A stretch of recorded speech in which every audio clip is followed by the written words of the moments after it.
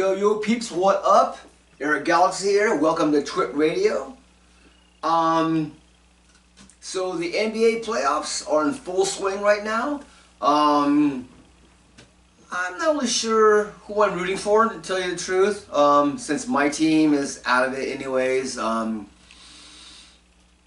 long as the Celtics don't win, I'm fine with that. T-Wolves, Dallas, Pacers, sure, whatever. No Celtics. Which of course means that the Celtics are probably going to win. But, regardless. The big news, though, in professional basketball is the WNBA. The whole Caitlin Clark factor is generating revenue. All of a sudden, arenas were previously half empty are now being sold out. It's kind of weird though that the first game that she played was not on TV that you could watch. It was like on, I don't know, streaming service or whatever. I mean, you would think that if you're trying to build up your brand, that you would do a little bit better marketing or scheduling than having who was supposedly your league's rising biggest star right now not being able to be seen on general TV. Just saying. I don't know who's in charge of that, but they may want to look for another job. A lot of talk about is this going to be this fever pitch, which is you get what I'm saying there because Caitlin plays for the Indiana Fever. Anyways, this fever pitch of excitement around the WNBA is it going to be sustainable? And there's a lot of talk that no, it's not going to be sustainable. This is basically just a what do you call it? Rolling a wave. We're catching a wave of popularity, and it'll soon dissipate, and it'll be just basically that foam that lands on the beach after the wave. It'll be just that, the foam. The average attendance for a WNBA game last year was around 6,500 people. So we're talking, you know, you're either playing games in like high school gyms, or, you know, maybe a college arena, but certainly not, you're not filling out the usual basketball arenas the men play in, which hold anywhere between, I don't know, 15 to 18,000 people. So, and now they're talking about expansion. I mean, it's like my area, the Golden State, now has a team starting in 2025, I believe, called the Valkyries. Go Valkyries! So I'll probably, no, I'm not going to watch. I mean, anybody who knows me knows that I am not a big fan of women's sports. I don't care. Because if I'm going to watch sports, I want to watch the best of the best, the elite. And women's sports are not the best elite of the elite. So, just saying. This kind of reminds me about when the U.S. women's national team soccer was winning all those World Cups. They won back-to-back World Cups or whatever. And all of a sudden, everybody was like, "Oh my God, this is going to generate, this is going to bring, you know, women's." All these leagues started up. All of a sudden, you got these leagues starting up. And like, oh yeah, let's start these women's leagues. I mean, you don't really hear about them anymore. I mean, I know they're still around, but it's not like there's like a whole lot of, oh, we're gonna go out. I don't know what their average attendance is. I mean, being that it's in a soccer is played outdoors, so obviously the stadiums are bigger, but are they bringing 6,500 people to the matches? I don't know. But hey, at least they're getting paid. I mean, At least they're getting paid the same as the men because of the deal they made and everything. But that's a discussion for another day. But anyways, so can the WNBA keep this going? I mean, let's face it. They're being supported by the NBA, right? The only reason the WNBA is around is because of the NBA. The NBA is the WNBA's sugar daddy. They're the ones, oh yeah, babe, you want some jewelry? Oh, you want a new car? You want charter flights now? Sure, here you go. Here you get charter flights now. Apparently not everybody's getting charter flights though. I saw some videos where it's like some teams are getting them, and the other teams are kind of like, hello, did we not sign the contract? I don't know.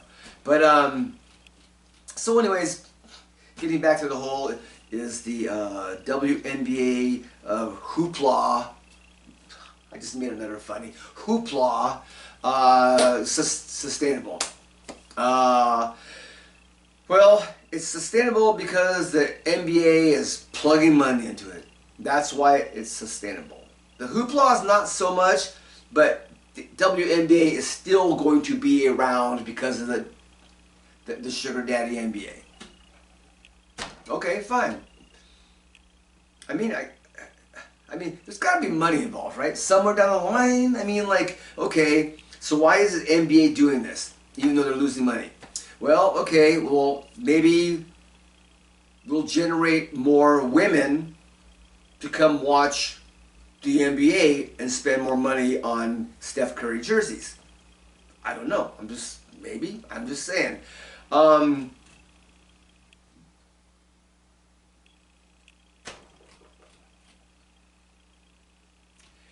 Several years ago, I don't remember his name, but some guy said, hey, if you want to make women's sports, basketball in general, more exciting, more, not exciting so much, it's more alluring. We're going down that road. More alluring, then the women, they probably should be wearing shorter shorts and tighter tops. And he got a whole lot of flack from a whole lot of people. Misogynist, sexist, I don't know, throw out a few other words that are demeaning to women, I don't know, whatever. But,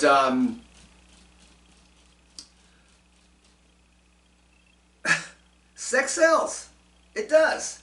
And not just women's sex, the women's, like, that kind of came out wrong. And not just women on the women's side, but the men's side too. I mean, I know a lot of females out there that watch professional football because those guys wear those tight spandex pants that pretty much leave nothing to the imagination.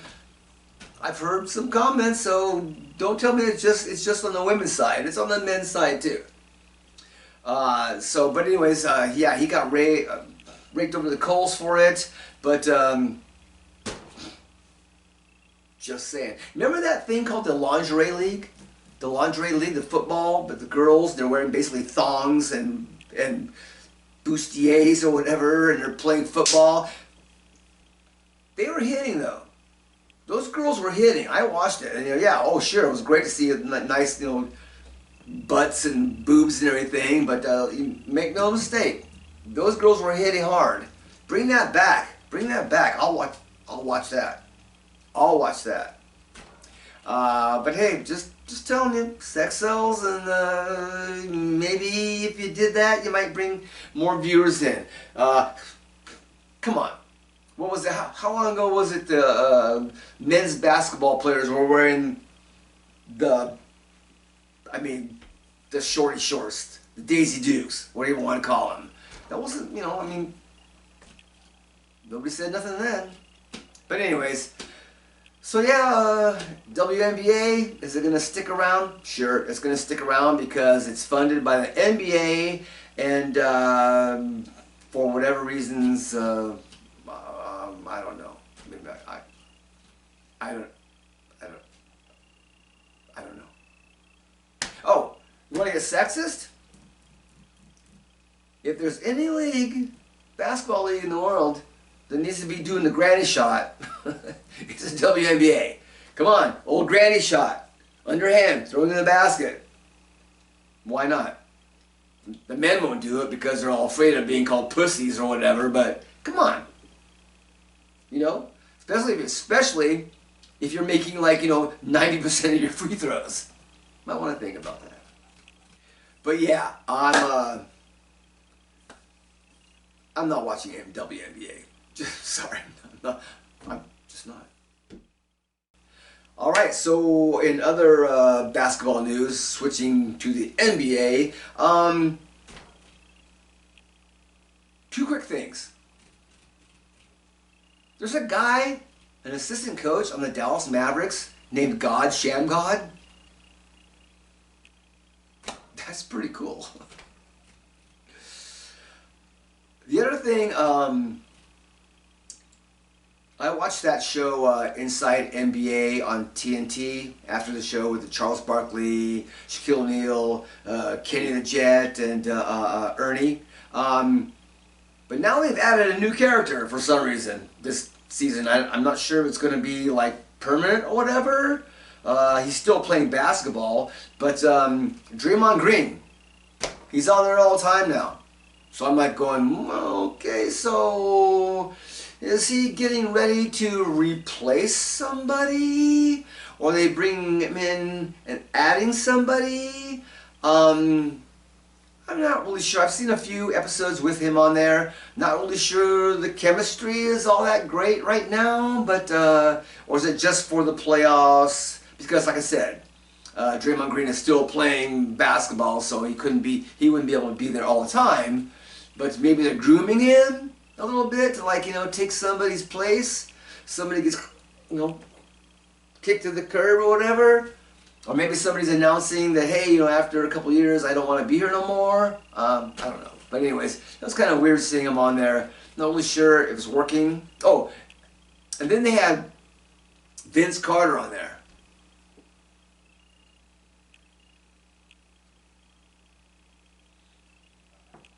No bueno. No bueno. I'm not going to go into details, but yeah, not a good fit. Not just not a good fit. He just sucks. He just sucks. I've seen him on other shows, and he is like, no, get him out of there. Somebody next. Get somebody else in there, because Vince Carter is not the one. So I'm watching a game. I don't remember which one it was, but like I think the previous show I talked about the idiots that sat with their cowboy hats, big old cowboy hats, like blocking out everybody's behind them. Now you got these people wearing those big oversized baseball hat things or whatever. Who the frick thought of that thing?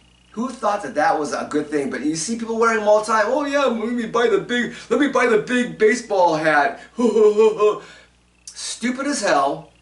But yeah, once again, sitting in a seat, people behind them can't see because frickin' idiots wearing. At least cowboy hats are cool. At least cowboy hats. These things are not cool. They are not cool at all. They look stupid. They're like a novelty that's going to be like one of those things that's going to be after 1 year, nobody's going to be wearing them anymore. And they're going to have them, people are going to have those things in their closets, taking up space. They'll be like, any other fact, like Pogs. Remember those Pog things? Oh yes, let's trade those for Beanie Babies. Oh yes, they just cost $5,000 a piece, but now they cost like, nothing. You can't give them away. So, yeah, big hats. Please, I get if you're sitting at a stadium, outdoors, football or baseball, whatever, because it's a little bit more room there. But if you're sitting in an arena and you're wearing a big hat, shame on you. Shame, shame, shame. I think is that the shame? Is that the thing? Shame, shame, shame. Where'd that come from? Is that like Italian? Or my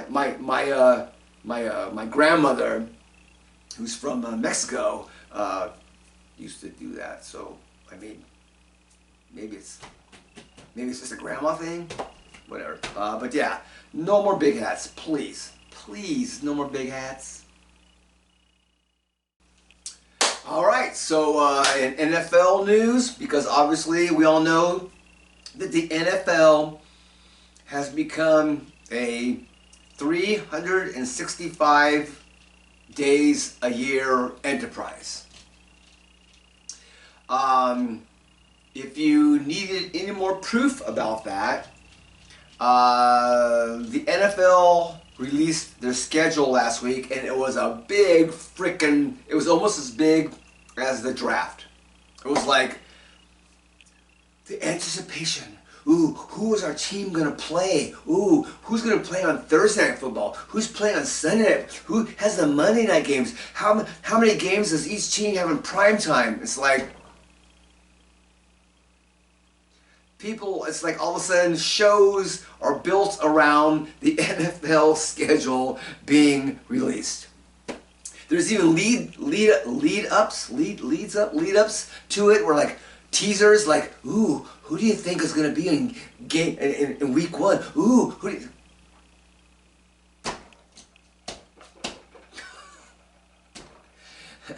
The NFL is a drug. You know, for years and years and years, all of the NFL games, well, not all of it, NFL games were broadcast on regular TV. You had ABC, actually, beginning you had NBC and CBS, and then along came Monday Night Football, which had ABC. And that's the way it was for a long time. Then ESPN comes along. Oh, well, now you have to get cable if you want to watch these games. Alright, so now we got cable. And now we're at the point where it's all about streaming. Amazon Prime has Thursday night, so now, oh shit, I gotta go and get a subscription to Amazon Prime so I can watch a crappy game on Thursday night. But it's football, so I'm gonna watch it. Now all of a sudden they got like, oh, I heard that there's gonna be some games on Netflix now. So now I gotta go get Netflix so I can watch the football on Netflix. You know, football is a drug. And what's happening is the NFL, at first, they're like drug dealers. At first they're all like, hey, you wanna try some of this? You wanna try some of this? Yeah? Want to try some? Go. On me. It's on me. Yeah, go for it, man. Well, that's, yeah, I like that pretty good. Yeah, yeah. Oh, you like that? You like that? Well, the next one's going to cost you a little bit. Oh, okay, how much is it going to cost me? What's going to cost you this? Oh, okay, it's going to cost me that. All right, fine. Later on down the line, man, I really need this. I really need this football, man. I really need this football, man. What is it? Well, you have to go here now and get it. Okay, where am I going now? Here's your money. Here's your money. Give it to me. That's what football has become. It's a freaking drug. First taste is free. And after that, they got you hooked. You keep coming back for more. You keep paying more. Then they give you the specials. Then they give you the extra. All of a sudden, there's NFL games on Christmas Day, which this year happens to be on a Wednesday. Wednesday night football? Wednesday day football? Come on, man, give it to me. Come on, man. Come on, man. Give it to me. I need it. I got the shakes. I got the shakes. I got the shakes.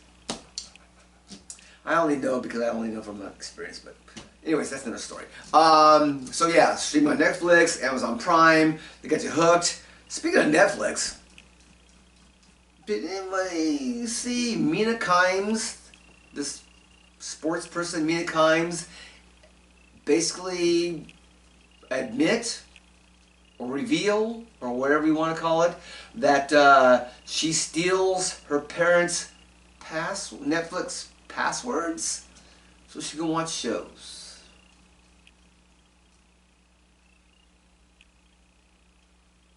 I haven't heard anything since that. I mean, maybe she was just joking. Oh, I'm just joking. I was just joking. Didn't sound like she was joking, the show that I saw, but maybe she was. But first of all, I'm pretty sure she makes enough money to get her own Netflix account and probably Apple TV and probably Paramount Plus and probably YouTube, whatever, all those. Pretty sure she can afford it. The other thing is, Netflix, did they say anything? I didn't hear anything about them saying anything about, hey, Mina Kimes said that people steal, because, I mean, obviously, they know that people steal passwords. Come on. We all know it. I'm not going to say I do it myself, but I have been approached. But I'm wondering if all of a sudden Netflix sends a little a thing in the email or whatever saying, oh, hey, by the way, Mina Kimes' parents, you are now paying twice as much as you were paying before. So there you go. But yeah, so don't steal passwords. Don't steal passwords.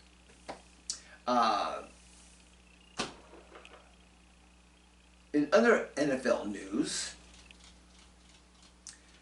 so Kansas City Chiefs kicker Harrison Butker did a commencement speech at some Catholic college. I think it was called Benedictine. Benedictine? Isn't that like a Benedictine? Isn't that like a that thing that you wipe before you get surgery or whatever? Benedictine, Benadryl, whatever. He gave a commencement speech at this this college. And one of the things that he said during his speech was he was talking to, and for the women here, he was saying that, you know, some of you, I'm paraphrasing this, some of you may go on to have great successful careers, you know, and whatever, but most of you are probably more excited about marriage and having kids. Once again, I'm paraphrasing. That basically was saying that, hey, there's some of you that are going to go on and have great careers, and there are a lot of you, though probably more than most, that are looking forward to motherhood and being a wife, whatever. A lot of people, once again, got their panties in a bunch because of this. Oh man, like, you know, death threats and stuff. I mean, crazy. It's a Catholic school. It's a Catholic school.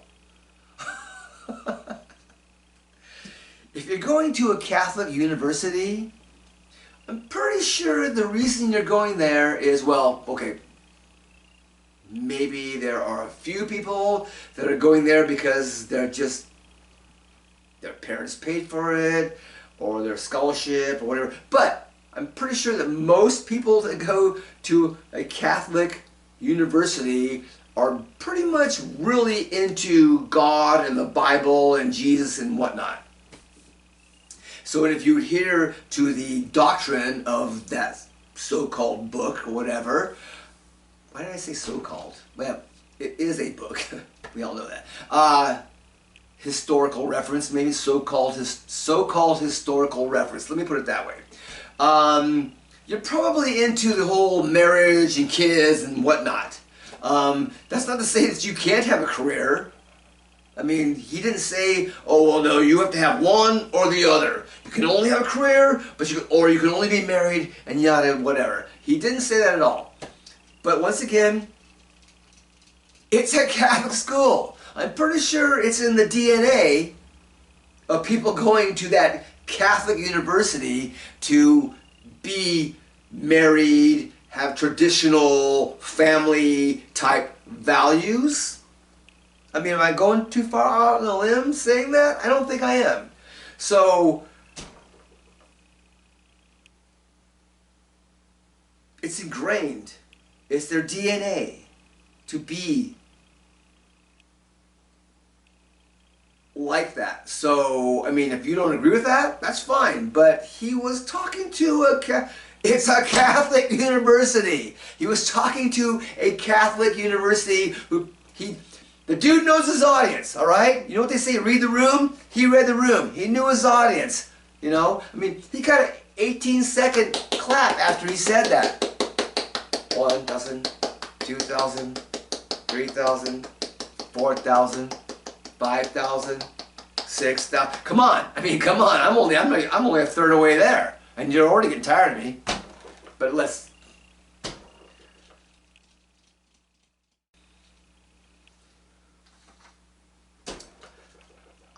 So, big news this past week is that the NFL is starting to use chips in footballs so that they could tell when a true first down is made.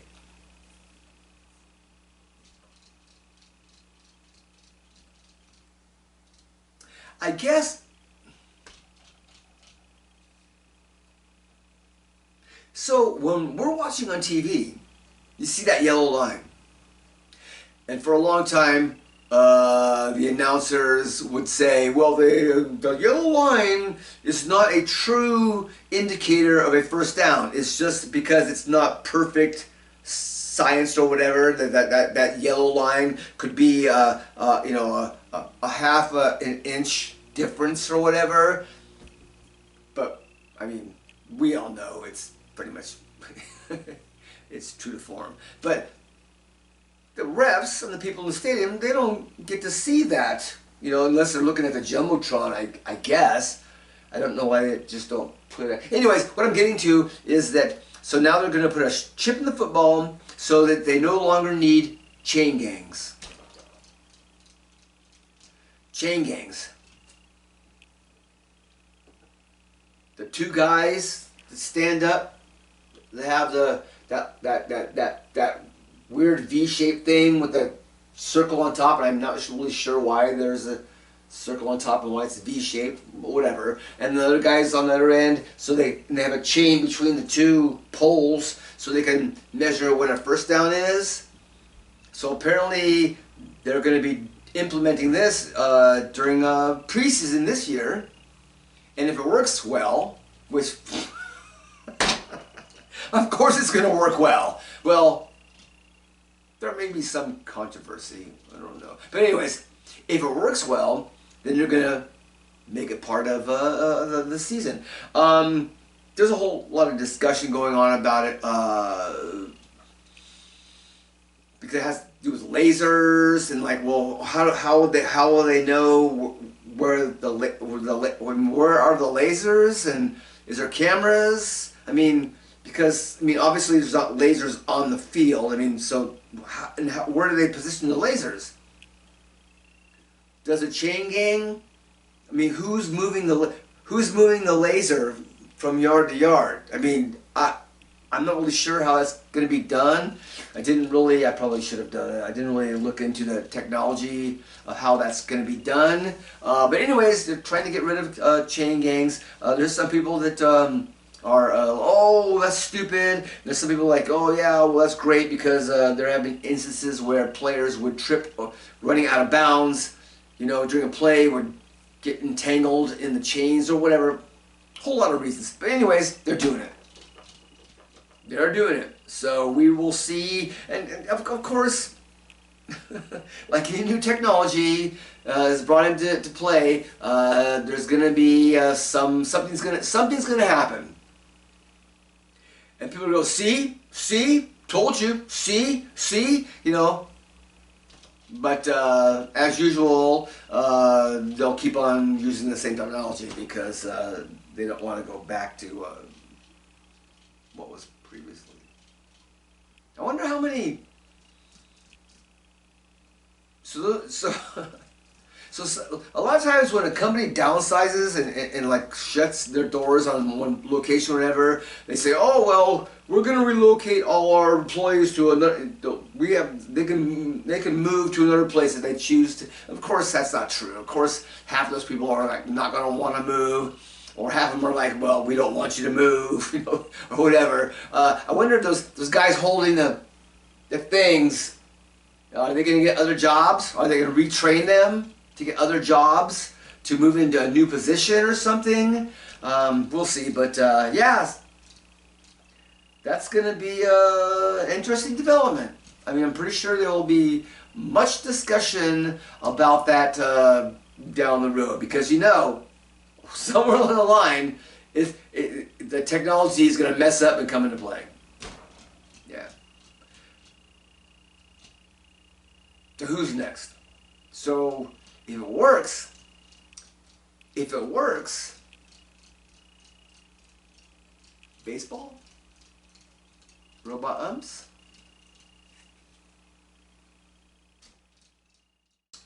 All right, so I got some. Got a couple of commercial reviews this week. The first one is Scott's Lawn Products. They have the guy, I guess he's supposed to be a Scotsman, I'm assuming. He's got red hair and he talks with a Scottish accent. Although not really hard Scottish accent. Because I worked with a guy from Scotland one time. And it's like, damn, I couldn't understand every third word that came out of his mouth. But that's besides the point.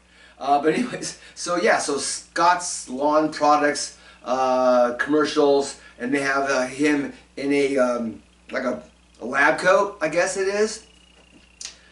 And the conversation, the dialogue is pretty much making out to be that lawns have STDs or lawn problems are the same as STDs.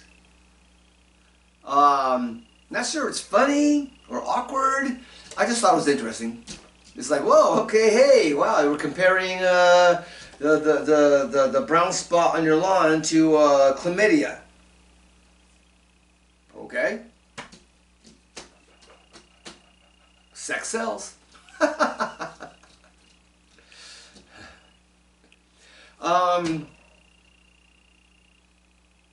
What's up with Sweet Tart gummies?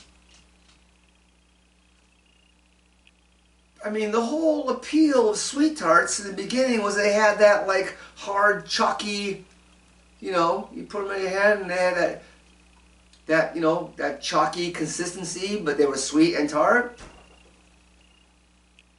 And remember the big ones? The big ones, like that big? It's like you'd be like, you'd be like gnawing that thing for days. It was hard because you had like this, and then you would see your teeth marks in the side as you were gnawing through it. And then you get like, part of it wet, and you have to put it away in that container it came in. But yeah, Sweet Tart gummies? That's not Sweet Tarts. That's just gummies. All right, so let's get into my shorts. So a football player from the University of Florida is suing his ex-coach for $13.8 million for reneging on a NIL deal. The football player transferred from Florida last year to Arizona State, and then he's transferred from Arizona State to Georgia this year. Play for Georgia. I guess once again showing how much NIL and transfer portal has gotten freaking out of control. The lawsuit doesn't mention a breach of contract, which is kind of the first step on saying that, oh, was this a handshake deal? Was it like, oh yeah, you come here and play, and then was it like, oh well, I don't want to play there, I'm not on the team anymore because I'm the second string quarterback, so I'm going to transfer to someplace else, blah blah blah. I mean, so anyways, it's going to court. Can you imagine if he wins? Can you imagine this kid wins $13.8 million on a handshake deal? What they're going to be saying? That would be freaking nuts. I mean, because all of a sudden, oh my God, how many lawsuits do you think are going to be filed if he wins?